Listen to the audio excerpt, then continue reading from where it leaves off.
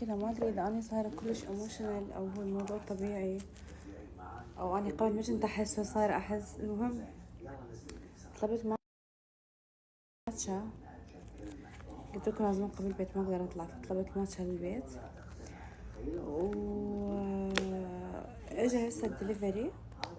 اوكي فتحت له الباب وطالع الماتشا، فاخذت طلب منه دست الباب كان يقول لي دقيقه، دست الباب كان يقول لي اكسكيوز مي مام. قلت له يس تيل مي، قال لي لو سمحت يعني. قلت له اي يقول لي، قال لي كان اي هاف واتر، عادي مي.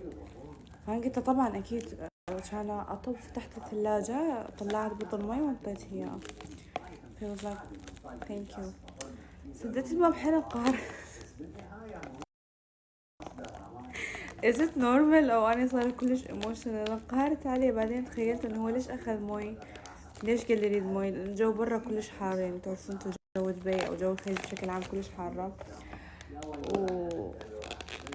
وقمت افكر انه انا طالبة ماتشا الساعة 1:30 الظهر، فهو من وراي طالع بهالحر أنا حكوا بهذا عينتي صح؟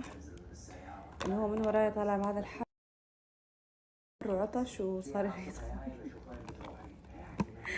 هل هذا شيء طبيعي؟ هل أنا طبيعية أو أنا صار كلش ايموشنال؟ لأنه صار أتأثر بأي شيء ما أدري ليش.